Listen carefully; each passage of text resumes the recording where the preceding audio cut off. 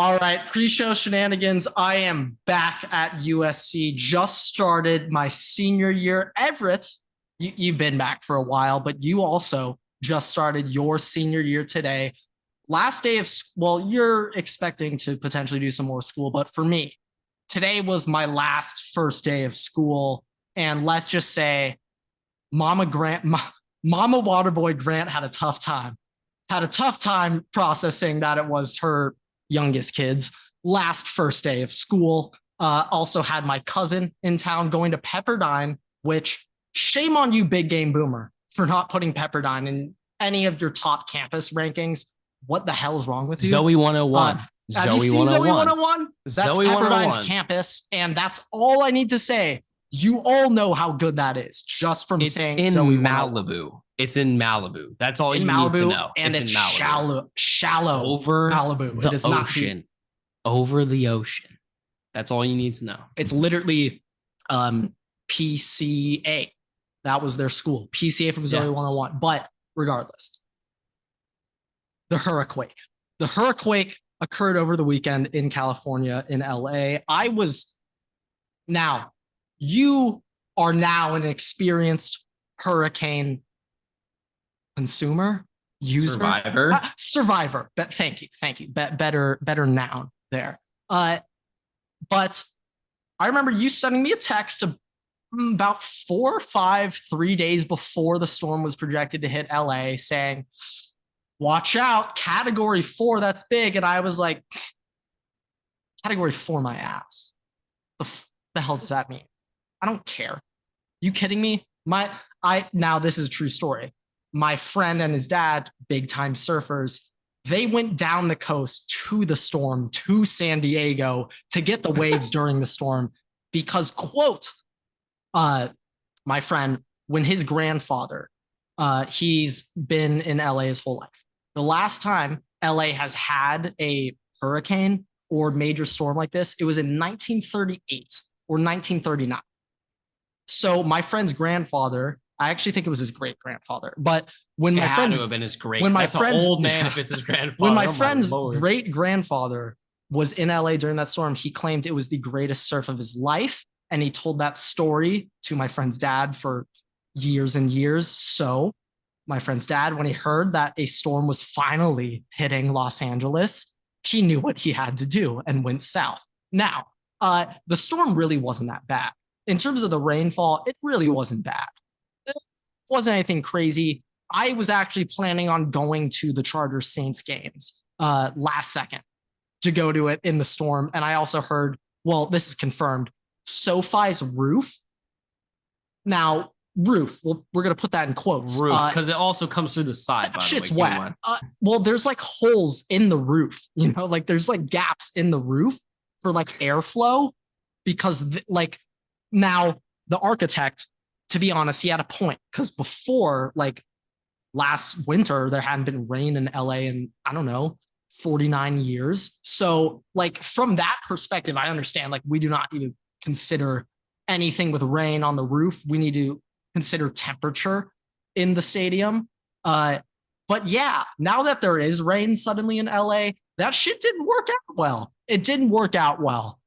Wasn't it raining too on the championship game day for the Natty for college football? And was it rain coming through the sides? and the visitor side of the field. Now for that game, I believe I actually think Georgia had the visitor side, ironically, for that game. It was weird. And they were getting poured on, but the home side was all dry. Kind of lit. I mean, pretty lit, like very lit. But they weren't intending on that. Like if that was by design, that would have been like sick, but that wasn't. Like they were never even considering rain in SoFi's design. So like that was just by chance, I think.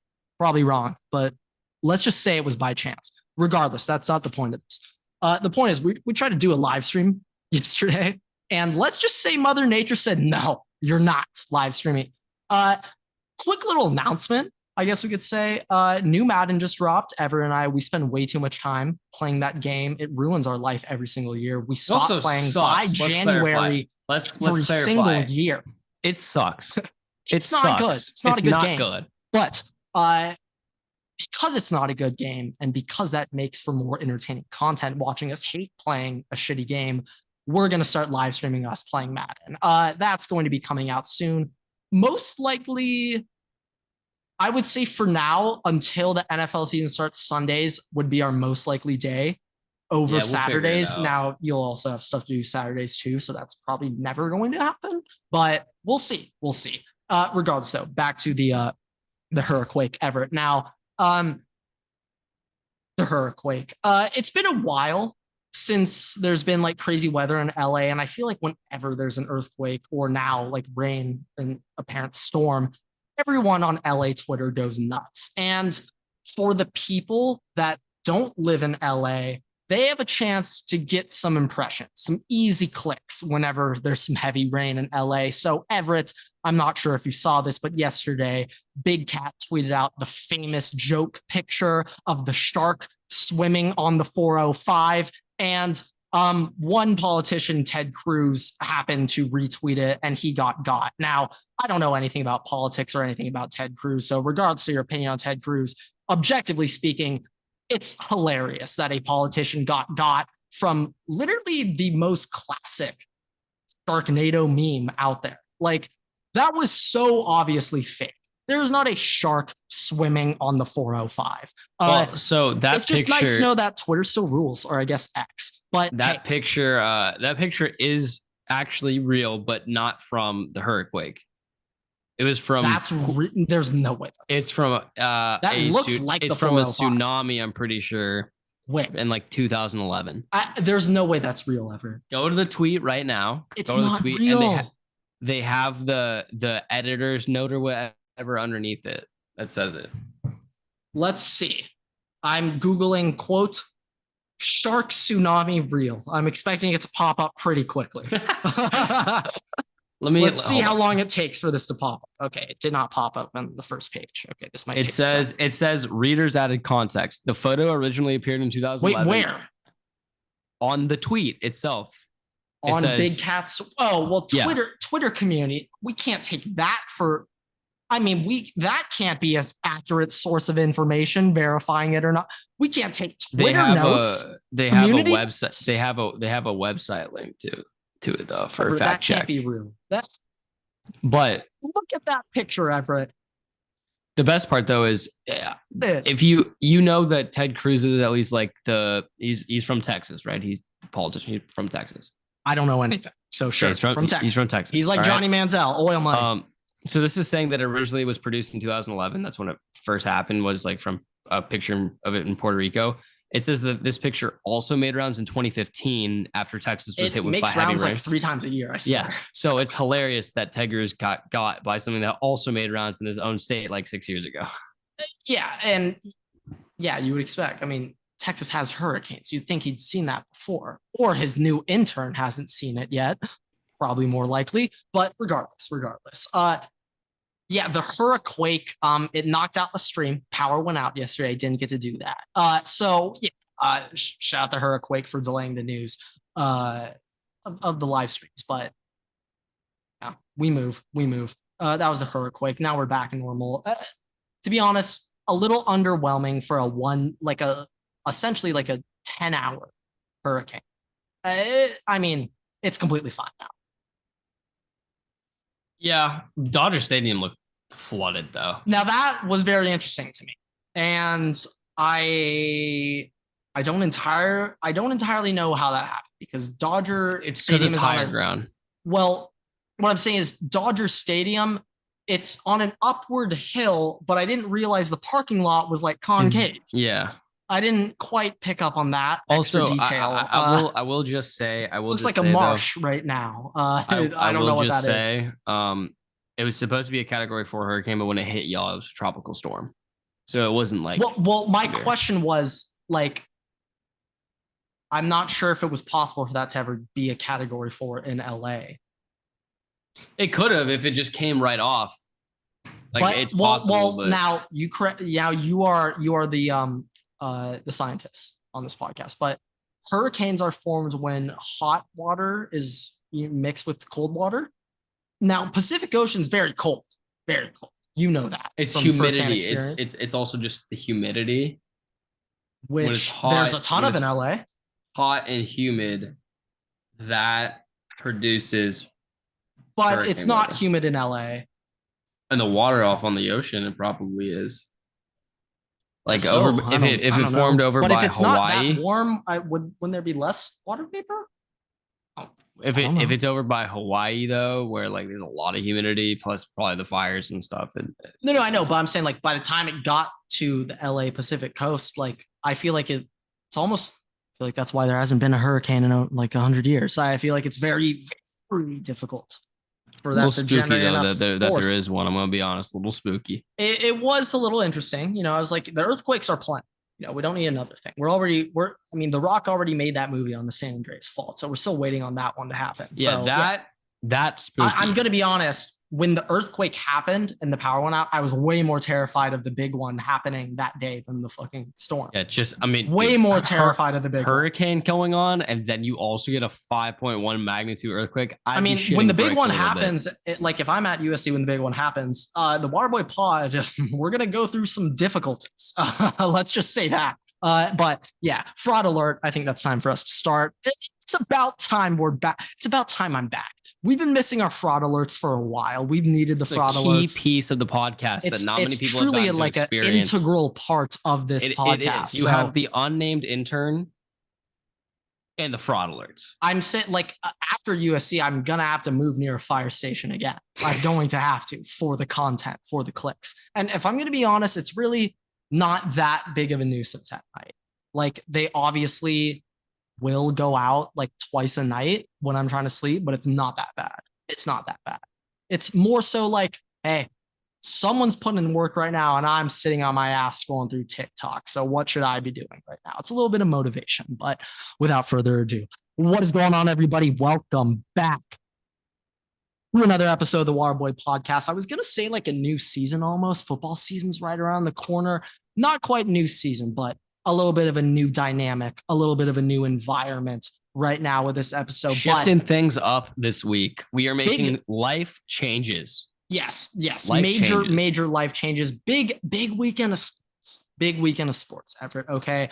Sean O'Malley is the UFC's new Conor McGregor. I'm not sure if you saw this, but it was the first time in UFC history that they re-uploaded a main event pay-per-view fight immediately afterwards. First, they didn't do that for Conor versus Khabib.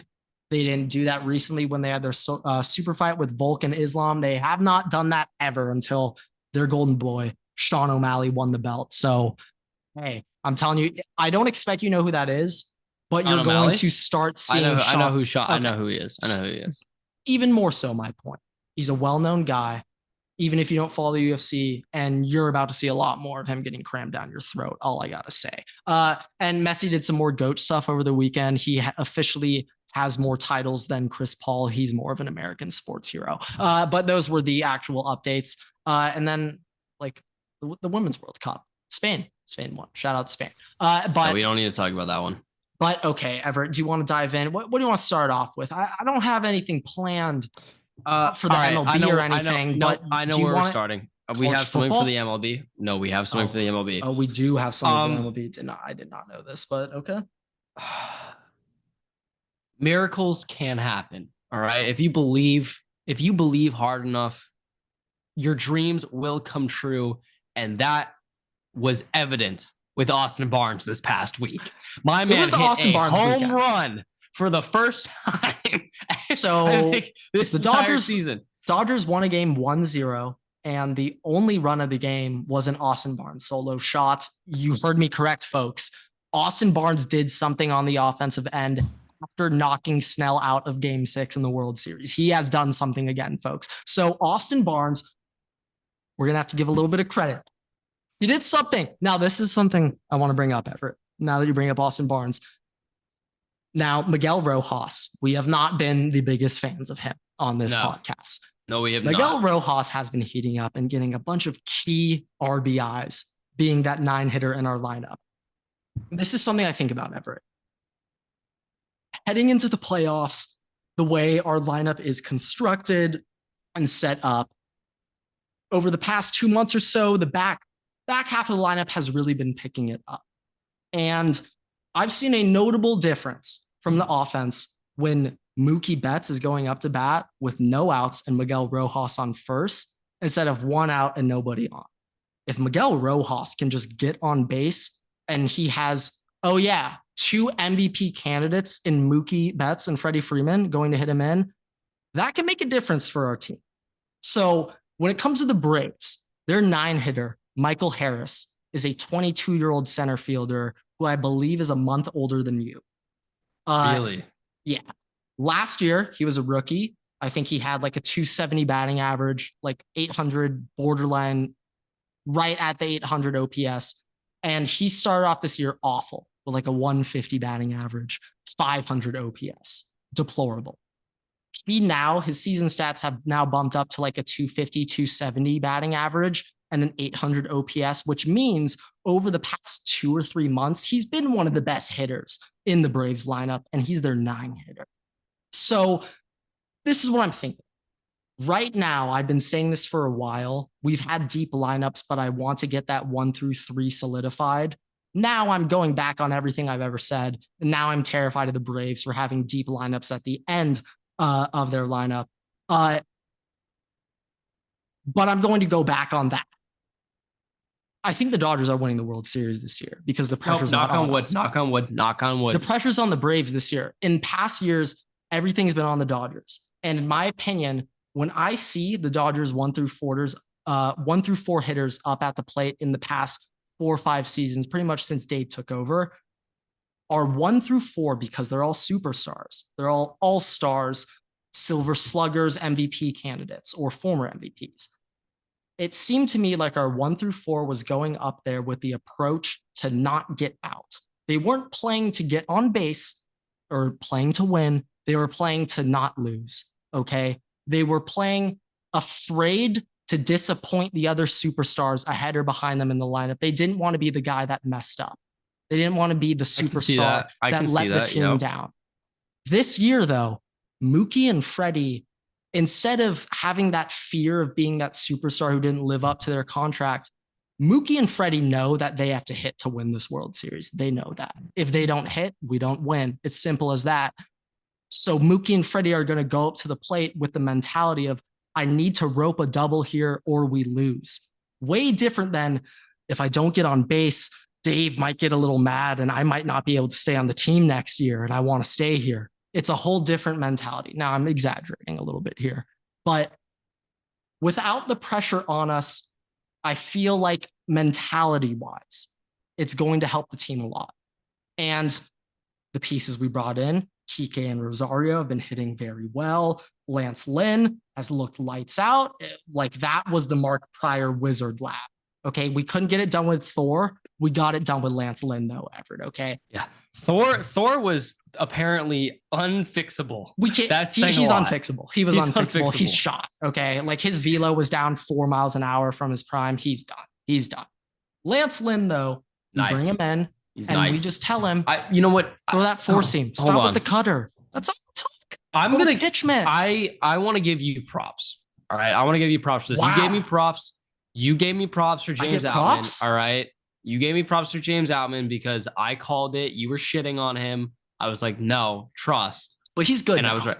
But he's good now. But still, you gave me props for that. I'm going to give you props for this. I thought Lance Lynn was going to be ass. I thought he was going to be booty cheeks. And I'm pretty sure I said that I didn't think that he'd be able to get fixed. And I was a little nervous about it. You're like, no, hold up. Expected numbers. Trust the process. His ELO is going to go down. All right. Trust. What happened? Thank you. It went down. Thank you. So just want to give you. Thank you. Lance Lynn has just been such a pleasant surprise. Tony Gonsolin has been shut down for the season over the weekend. Needed. Let's put it that way. He is exactly what the team needed. And he's the swaggiest pitcher on the team. Have you seen that strikeout strut? I've never seen that many F-bombs dropped on the mound at Dodger Stadium in my life, okay? I've never seen that many in my life. It's nuts. This man's pitching with passion, okay? That's the only way I could put it. Now, okay, actually, if you want me to actually dive into the real thing. So Lance Lynn, the Chicago White Sox, they had a bottom 5 defense in the MLB. The Dodgers, Everett. Now, what I'm about to tell you, I haven't really cared about in the past, but it's kind of helping us. We have a top 5 fielding defense for the first time in the Dave Roberts era, I think, other than 2021. or maybe last year, but we're now having really good fielders on the team. And Lance Lynn going from a bottom 5 defense to a top 5 defense has really helped out. So I guess a new aspect of the Dodgers pitching scouting that we really haven't been able to look at before is that we can look at ground ball pitchers who get ground outs to shortstop. And now we can get those outs. Those are now outs, which when Corey Seager and Trey were here, they weren't. But now they are. If Gavin Lux was playing this year, they would not be outs. Lance Lynn wouldn't be good this year, Everett. So Miguel Rojas, shit. If he can just get on base for Mookie and Freddie, Everett, might be a really key pickup for us this year, even though we've been shitting on him all year. I think a month ago, we were questioning if he'd ever hit a home run this season. He now has 3. That's 3 times as many as Mookie. Oh, no. Our boy, Miguel Rojas. Oh, yes. He has 3 times as many home runs as Tim Anderson. Sorry, I was distracted by the fraud alert. So no worries. I heard that. I was like, shit, we got to wrap this up quickly. But yeah, that was the MLB update, boys. But okay. I got some college football news on Ohio State. Some big things have been happening. It's been a while since I've done an Ohio. This isn't really an Ohio State of the Union, but more of an Ohio State minute. Okay. You want to be timed? Not necessarily, but okay. Okay. Ohio State's quarterback battle. It's kind of a big thing here. Ohio State was expected to name a starting quarterback earlier today. Ryan Day went out at a press conference. Everyone was expecting him to announce a starter. He did not. Jim Knowles, though, did announce that Sonny Styles, true sophomore, who was a reclassified kid, so he should be a true freshman. He's 18 years old, but he's a true sophomore. He was guarding Darnell Washington in the college football playoff semifinal last year. Go look at Darnell's stats, by the way.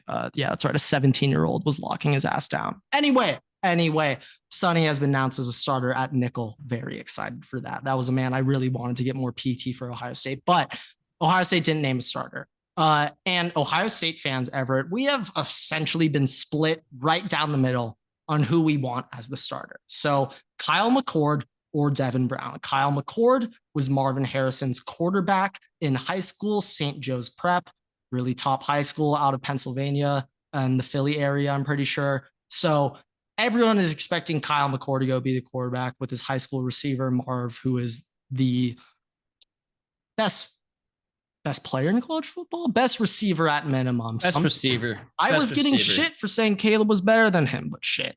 I don't know. Maybe. I mean, look, I'm going to be honest. Caleb is. Hey, that's the USC student coming out of me there. You know, remember, slight 2 fandoms, which is bullshit. Don't get me wrong. It's bullshit. I have 2 Big Ten teams. Horse shit. I got to pick one pretty soon. Well, I can't go to Tulane. I can't just switch to Tulane, dude. What do you mean? I'm just pointing. You're talking about USC, so I had to go and point. Oh. I thought you were saying well, just become a Tulane fan. I'm like, dude, whoa. That's not how this works. I can't go to Tulane after Ohio State. The infection I've had from that fucking school. Anyway, Kyle McCord or Devin Brown. Kyle McCord was expected to be the starter, but apparently Devin Brown has looked extremely good in camp. Many fans expect him to be the starter. He provides more of a dual threat option to the offense compared to Kyle McCord. Now, personally, I don't really have a preference for either. If we look in recent years, CJ Stroud, pocket passer, non-mobile, you can look at the Georgia game and be like, well, shit, maybe a mobile quarterback would have been really nice for the team for the past 2 years. But CJ was phenomenal. Justin Fields also, let me remind you, after Penn State in his first year, they cut out all quarterback runs from the playbook, and he was literally a pocket passer. Actually, Kyle Shanahan himself said he didn't really like Justin Fields compared to Trey Lance because he was a pocket passer. So in terms of Ryan Day's offense, even going back to Dwayne Haskins, it has been pocket passer quarterbacks. So from that angle, I would expect Kyle McCord to be the starter. But Devin Brown, maybe he is also a great pocket passer and can provide some extra scramble ability, as Kyle Shanahan likes to call it, extra fail safe in the offense. Let's also clarify here. You personally think it's going to be Kyle McCord? Yeah. So we'll get into that. In my opinion, I don't really have a preference for either. I still think Kyle McCord's going to be the starter. The Devin Brown news has really skewed my opinion. Don't get me wrong. You kind of have a preference, though. I mean, you from what it sounds like, you prefer Kyle McCord a little bit. Well, actually, if I were to pick one, I'd pick Devin Brown because we have 2 years of him as the starter, whereas Kyle McCord's gone after this year. This is another thing. Some Ohio State fans have been saying, well, if Devin Brown is named as the starter this year, that looks really bad on Ohio State because Kyle McCord was a 5-star quarterback who we picked over JJ McCarthy. First things first, because Devin Brown beats out Kyle McCord does not necessarily mean Kyle McCord's a bust 5-star. That could just mean Devin Brown should not have been the 80th or 100th ranked player in the class as a 4-star, and he should have been a 5-star. So part one.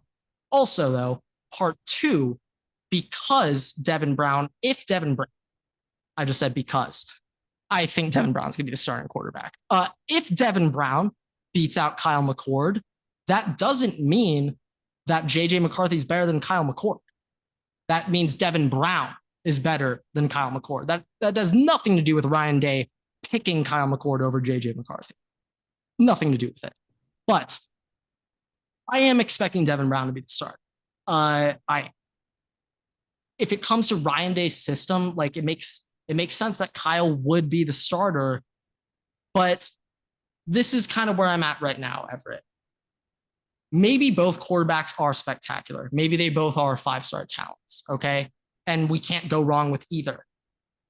But I'm starting to think a little bit that if we don't have a guy by now, then we don't have any guy at all. And if neither of them have separated themselves from the other, then we don't have a guy at quarterback. You don't think that they both could just be so good, though? Well, maybe. It's just shit. When was the last time a quarterback room had two extremely good quarterbacks? Alabama with Tua and Hurts? Was that the last time? And Mac Jones. Well, that doesn't count. So Tua and Hurts. Probably right now, Quinn and Ewers, Arch Manning. Potentially. Yes, I'll throw that up there. Stetson, do you count Jake Fromm, Justin Fields?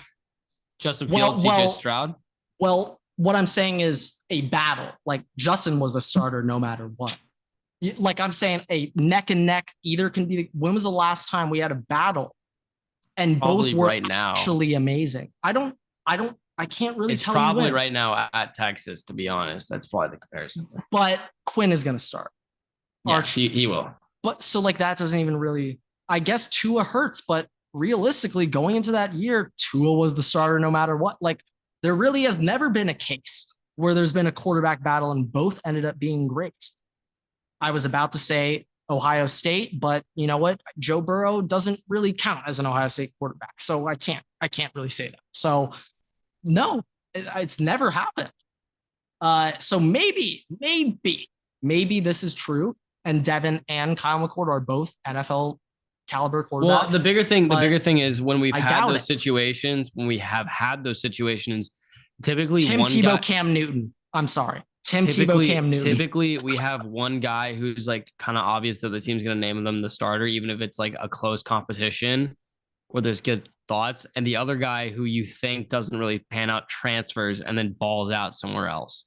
That's typically the way that I was about to say Spencer Rattler, Caleb Williams, but you guys, we all know Spencer Rattler, that boy ass. But okay, anyway, that was my college football update. I also just add, don't by have the way, a guy this year. Real Do you get what quick, I'm saying though? Carson, neither's pulled away. Carson Beck somehow looks more. Can we talk about his Snapchat? Yeah. So okay, I mean, all right, let's start off with this. Most punchable face in college football. You got to be careful. I know. Second thing though, with Carson, you're going to be the starting quarterback of Georgia one day. You don't need to stoop that low, brother. It's not that hard. Starting quarterback of Georgia, man. Let the title carry the weight. God, come on, Carson. Dude, Captain Carson. Oh, gross! Stop. He's not going to be captain. Hell no. All I want to say, you said he's got the most punchable face in college football. I don't know how the fuck he took that title from Spencer Rattler, but he managed to. Ooh, I mean, Carson Beck is bad. Dude, it's bad. Last year, Stetson or Rattler. In which aspect? Punchable face. Duh. Rattler. Really? Yeah, Maybe I'm biased because Stats as annoying as Stats was. I wouldn't say it was punchable. Okay, fair enough. Actually, it's not his face that's punchable. It's just the way he acts, how fucking cocky Carson he is. Beck is his literal face, but Stetson? real quick, no, Carson Beck. I thought you said Carson Beck was Stetson's face. I was like, whoa, there's not a similarity there at all. Oh boy. But yeah, what were you saying? Just quick shout out to this gecko that's just chilling on my window right now. Oh, shout out the Gek. Shout out to the Gek. Just bulling with me actually right now. He's just chilling. This is not a message for Geico. We are not sponsored by that little animated shitty CGI lizard. Okay. Moving. I'm kidding. We love you, Geico. Nice run away. Okay. I got some stuff for the NFL. No college football updates from you? Not really. Wait, you didn't finish the Big 12 breakdown? You didn't wait, did you not? That was on the agenda, the Big 12. That was for Thursday's episode. Oh, my bad. I read wrong. Okay. Yeah. Okay. First thing, I'm taking this with a grain of salt. Okay. I could be getting ball sacked right now. Okay. This is breaking news from the NFC North. Lizzo has officially confirmed who the new man on the Minnesota Vikings. Oh, I thought you were about to say Lizzo is the halftime performer for the Super Bowl. No, she is. I was about to say it's about damn time. All right, that's enough. I'm done. Who the new man on the Minnesota Vikings was? I want you to take 3 guesses who the new man on the Minnesota Vikings was. Just give me offense or defense first. I can't. You'll get it too quickly. You got it. 3 guesses. How will that give it away? It will give it away. Can I get any type of hint? No.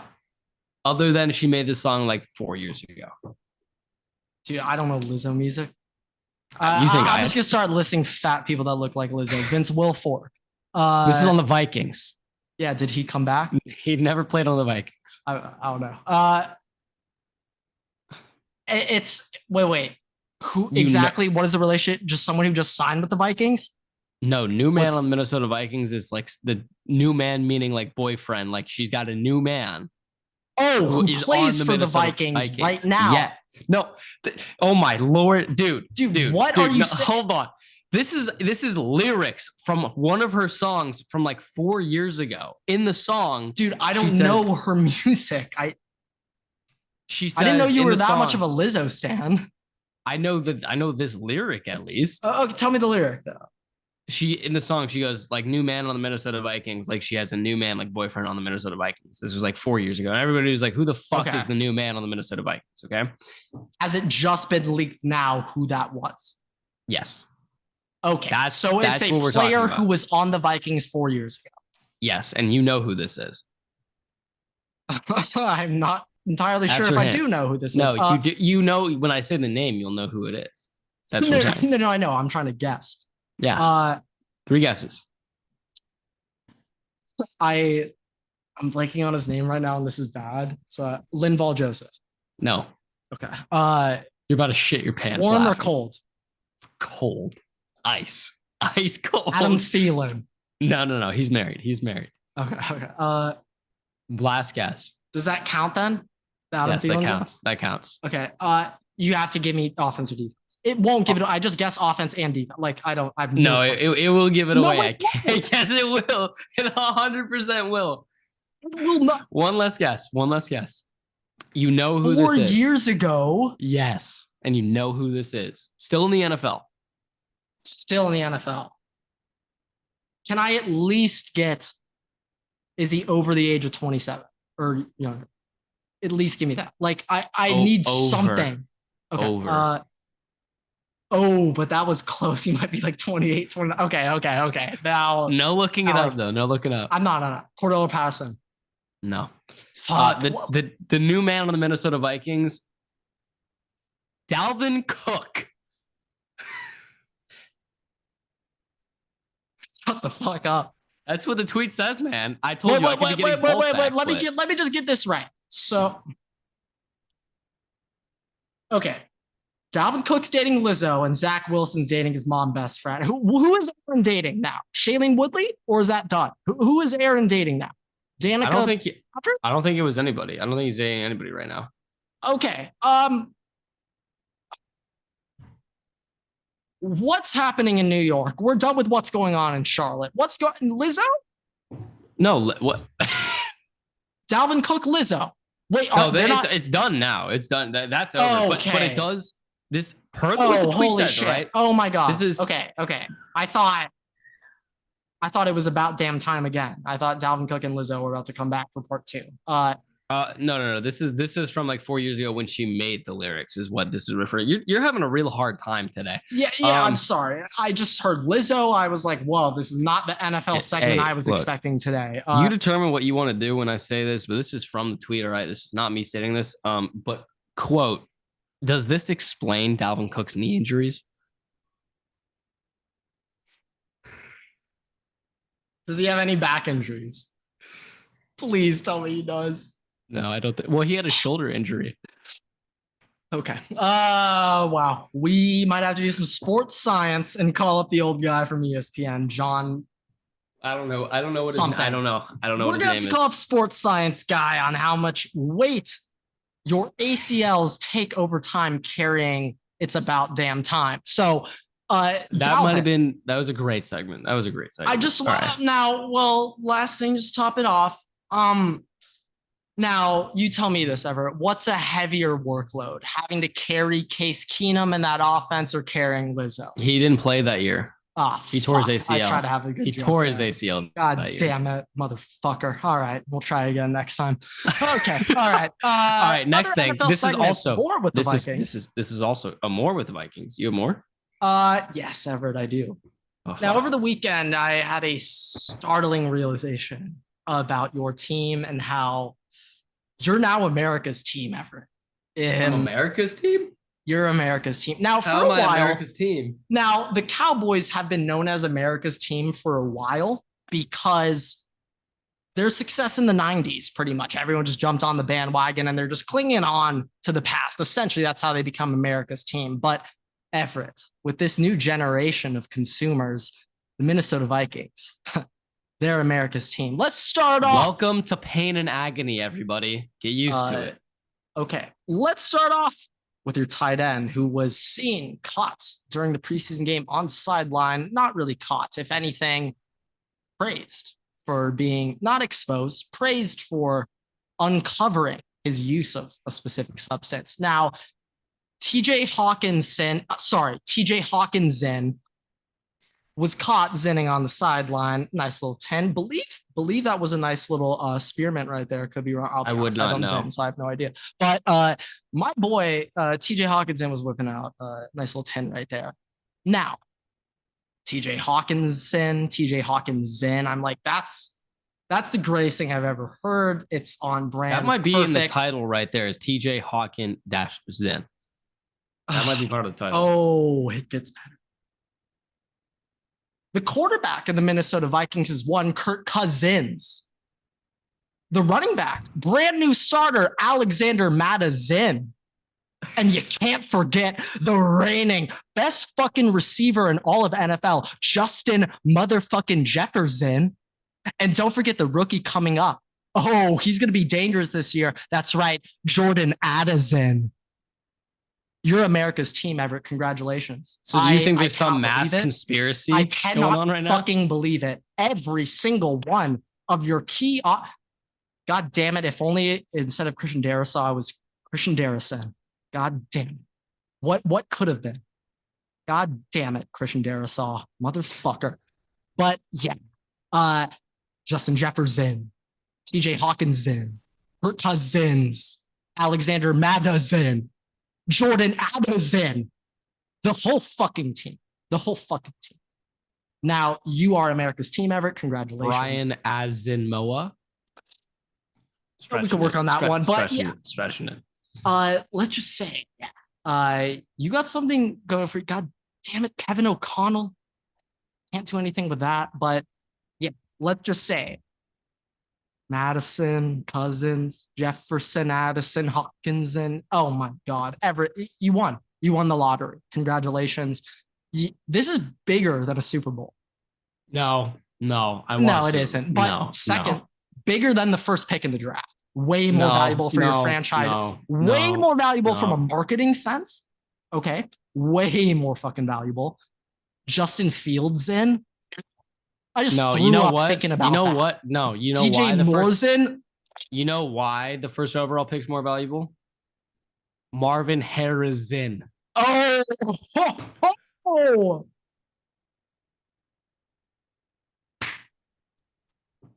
Got you Marvin there. Harrison Jr. Oh my God. Now, mass conspiracy. If there was any debate, if there was anyone trying to claim, like, now I don't think anyone was, but Bengals fans were saying Jamar Chase over Justin Jefferson. You can't anymore. You can't. Justin Jefferson, good luck. Good luck, buddy.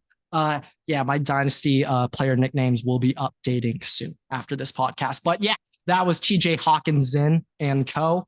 Also, they learned from the best. Mike Zimmer, one of the greatest dippers in the history of the NFL, and AP Adrian Peterson. He had a dirty lip in all the time as well. So shout out the Vikings. That shit runs deep. Shit runs deep in that franchise. I love it. Dip? There was one time where he swallowed his dip in game and had to pull himself out because he was choking. I did not know that. So I was funny. I was too young. I was too young to. I think that was on the Redskins though, and they were the Redskins at the time. Yeah, rest in peace. Actually, by the way, might be the Redskins again. We'll see. Other thing I wanted to address. I should be the football team. That shit rolls off the tongue. This is absolutely hilarious to me. We've heard about football players retiring to sell Pokemon cards, retiring to get a medical degree. Out Blake Martinez. Retiring to just chill. Miles Jack retired to become a plumber. Really? Yeah. Now, as a USC fan, this hits a little different for me. He quote. So he was on the Eagles, all right? Miles Jack signed, by the way, correct? Just signed for camp. He's 27. He was considering becoming a plumber or electrician before Philly called him. Now he will return to that. Okay, Miles Jack. Now, I'm not sure if you remember this, but he was I was about to say Big Ten, Pac-12 offensive and defensive. He was at UCLA, right? At UCLA. So yeah. Miles Jack was a very highly using that degree to its fullest. I see. Plumbing. I didn't know UCLA had a plumbing major. I'll have to look into that. But interesting. Miles Jack, though, I guess a guy whose career is, derailed. Since COVID. I don't even know if it it derailed, but by derailing, there was no spot where it's he's bad now, he's ass. I guess there was just never a spot where he was necessarily dominant.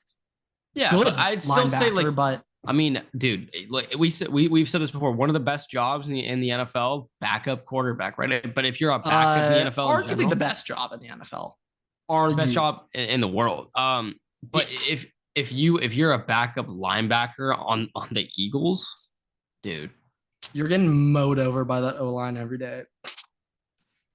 Maybe Jason Kelce made him retire. I'm not gonna lie.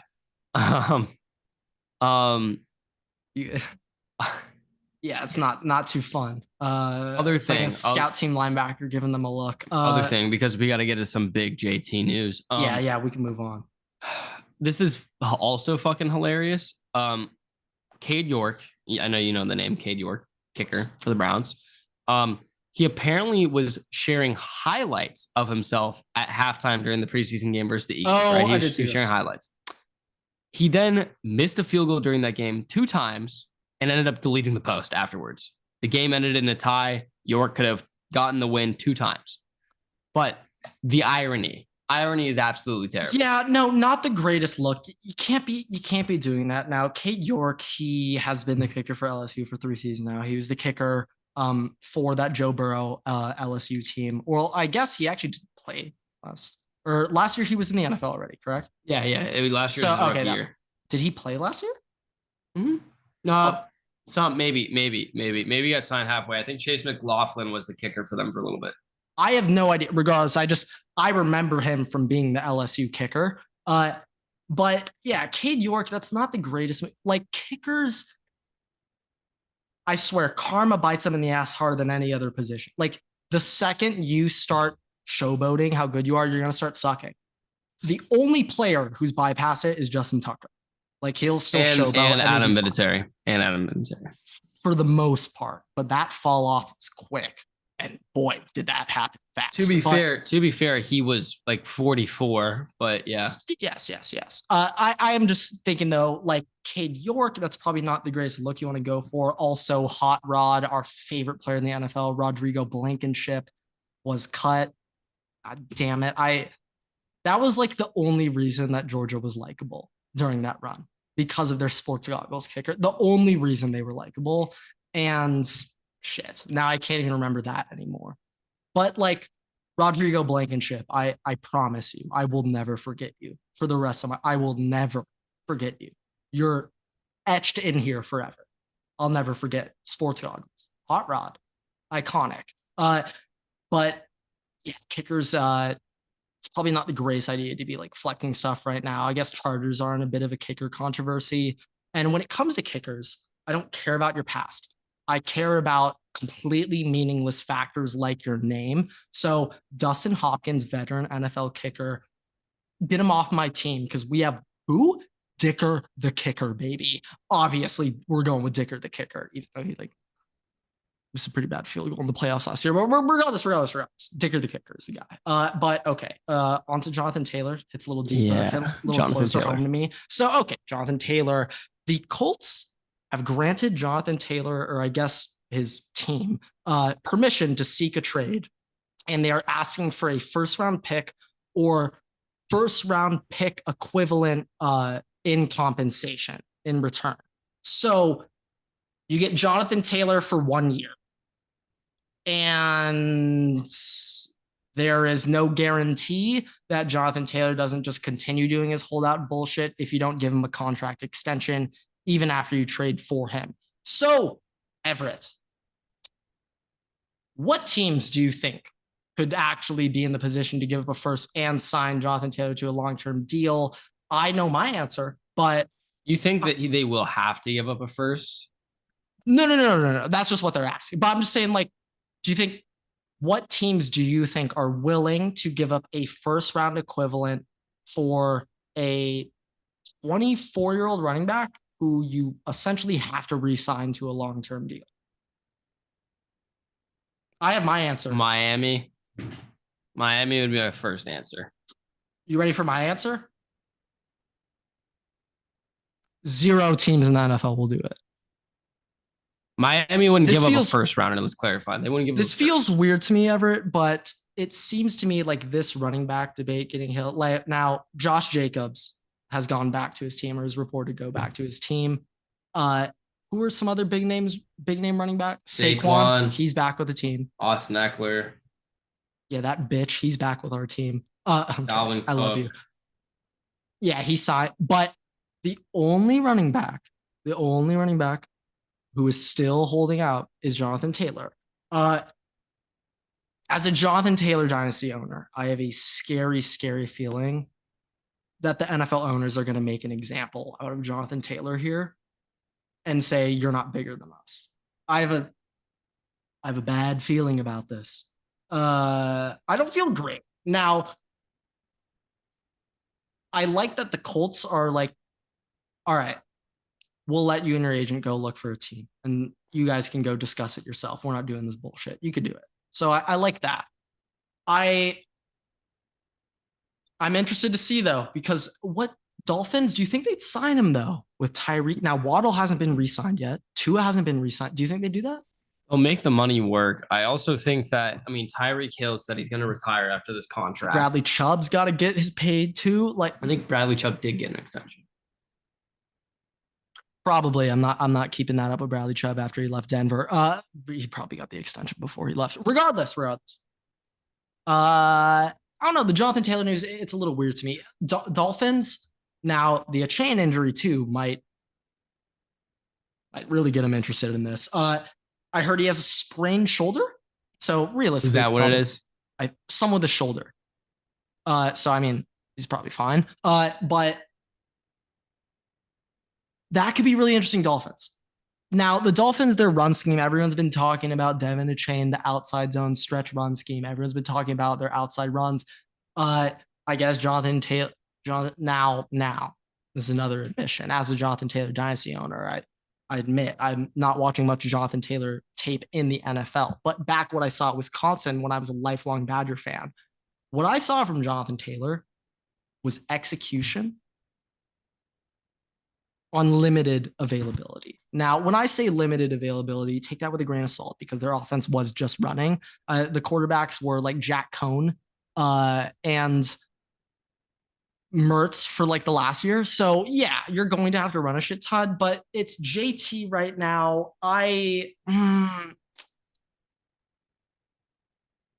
What about this, Everett?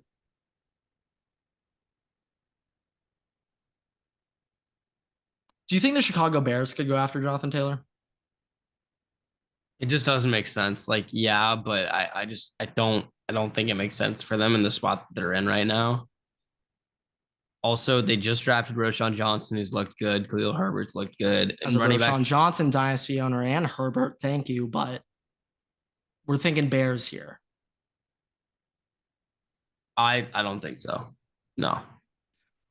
I just feel like there's not many options right now. Dolphins is the only obvious one I guess I can really look at right now and point at. Chiefs? No, they wouldn't do that. I'm also saying that as a Chargers fan, but Rams. Do you think that'd be worth it? No, but it's the Rams. But they could. Correct. It doesn't matter if it's worth it. It's would they do it? That's what we have to think of right now. Yeah, Jonathan Taylor. I don't know. I don't know where he's gonna go. Like now, if McCaffrey wasn't on the Niners, I'd like to say them, but yeah, that's what I would say too. You know, well, obviously they're not gonna go. Even though they just signed Zeke. I think with the Zeke, there's no way now. Jets get another running back. Jets get another running back. Buffalo. That'd be funny. Buffalo, maybe. Buffalo could be enticing, but I just feel, well, I feel like for that offense, they're not necessarily caring for a big name running back, but like it's Buffalo. Snow games, good running back's nice, you know, in theory. So I don't know. Jonathan Taylor, I would like to see him in Buffalo. I would like to see that a lot.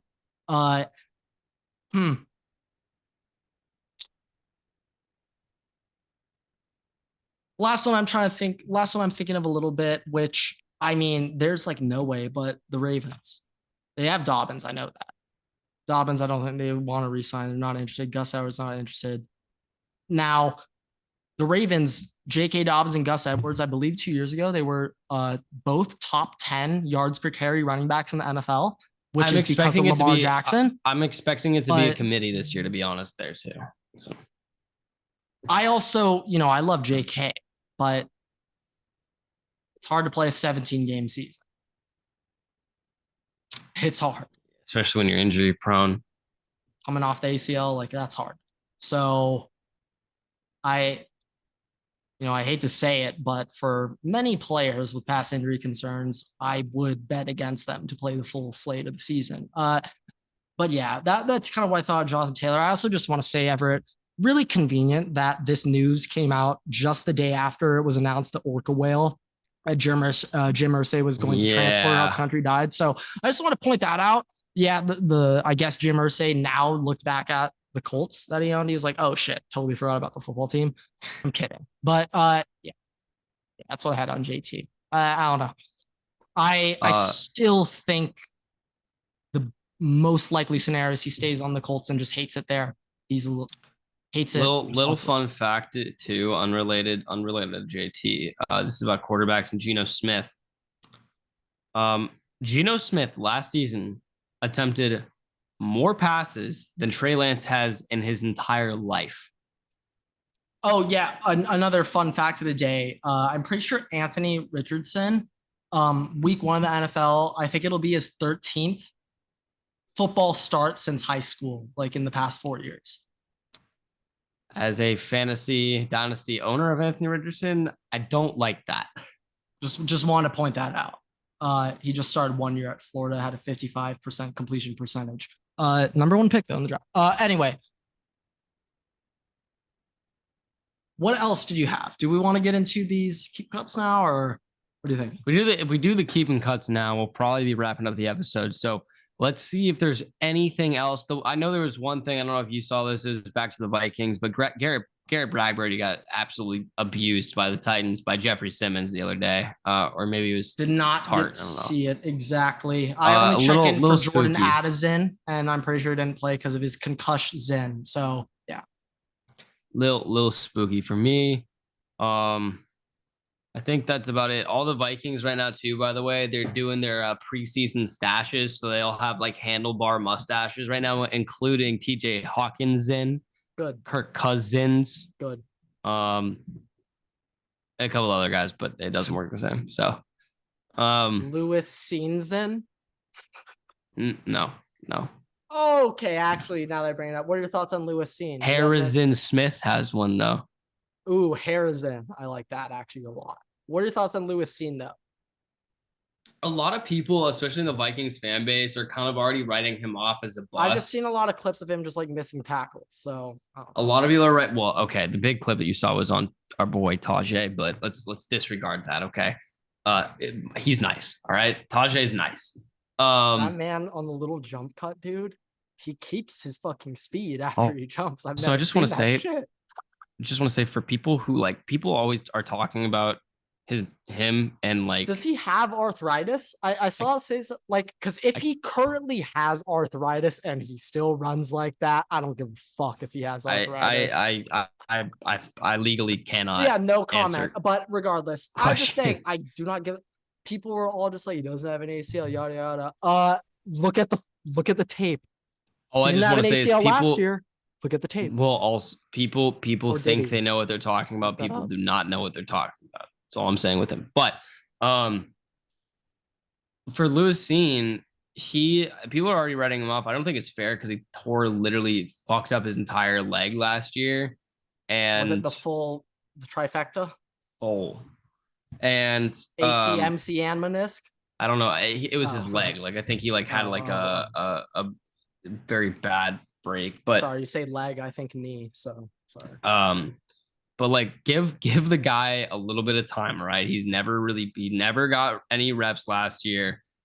Got really hurt. They're trying to ease him back in. All right. He's gonna be fine. He's missed some tackles, but he'll get PT. He's gonna be fine. I have faith. At least better than Cam Bynum. So yeah, if I were to look at the other second, third round picks from the Chargers recently, not too much hype from JT Woods over there at free safety. We kind of brought him in to replace Nazir Adderley. Didn't quite work out the way we hoped. Now Alohi Gilman is starting at free safety. I'll repeat that one more time, folks. Alohi Gilman is the starting free safety for the Los Angeles Chargers. Bet accordingly. Anyway, moving on. No more Chargers talk. I'm not going to actually talk about JT Woods. Let's go on. Keeping cuts. Keeps and cuts. Also, just want to shout out Sam Howell as a dynasty owner. Sam Howell's officially announced as a starting quarterback, and you know what? As a CJ Stroud dynasty owner, I bet you feel much better about week 2 than week 1. Yeah, a little bit. But once again, week 1, it's Bill Belichick in his first NFL game. All I want to say, expect to happen? What do you expect to happen? I traded Desmond Ridder and Kadarius Toney for 2 seconds and a 4th rounder, and I kept Sam Howell. I'm very happy that I kept Sam Howell. Cute depth trade, but we'll have the big boys talk. I got AJ Brown for DK in 2 seconds. Fleece alert. Anyway, let's move on. Yeah, you got fleeced. We'll check back on that when JSN has a larger target share than DK last year, and DK's dynasty wide receiver 29 next year. I can't wait for it. And JSN's dynasty wide receiver 4, and Marv is 3. Ooh, wow, that's gonna be something. Justin still won. I'm not disrespecting you. Yeah, and when I end up with Justin Jefferson and Marvin Harrison Jr., Yikes. Hey, that sounds to me like you have a bad team this year. Something that my team isn't. Okay. No. I can trade for it though. All right. No, you're going to draft Marv with your team selection. I don't know about that. All right. Bengals surprising Correct. keeps and You're cuts. gonna have to take Drake May because CJ and AR-15 won't be in the league. You're right. My bad. You think CJ Stroud, your boy, is going to be that bad? CJ still in the league. AR though. Right now, CJ and Sam Howell will be your starting quarterbacks next year. Okay. As of today.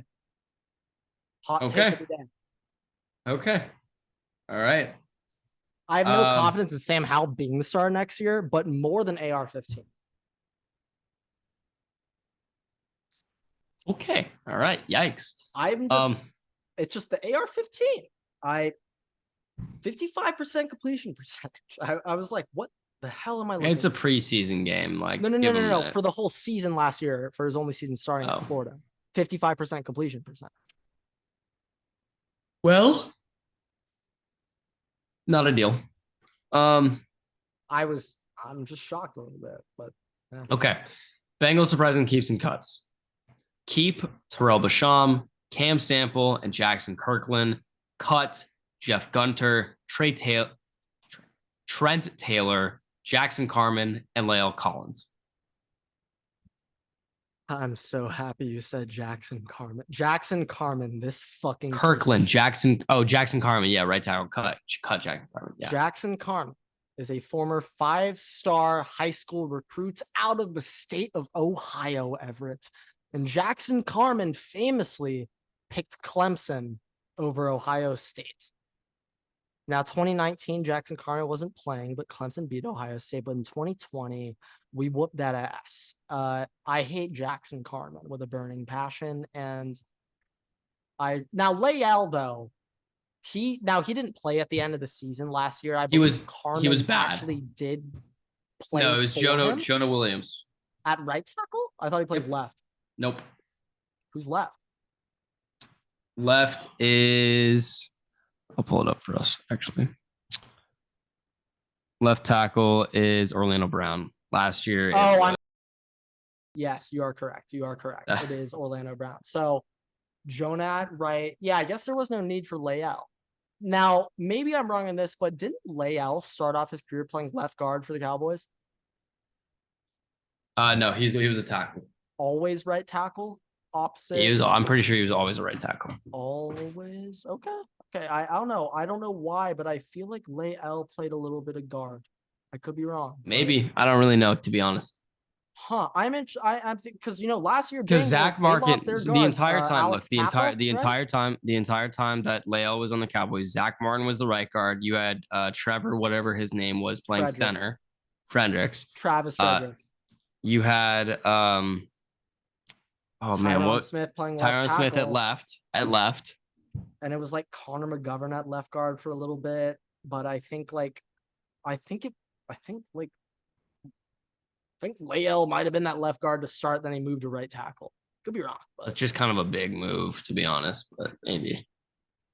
No, yeah, as a former guard myself, I would never trust myself playing tackle. But Lael as a former center, I know that I wouldn't be able to play right tackle. No, you're not giving yourself enough credit. You were a big boy. You weighed 300 in 5th grade. You're forgetting. But yeah. Okay.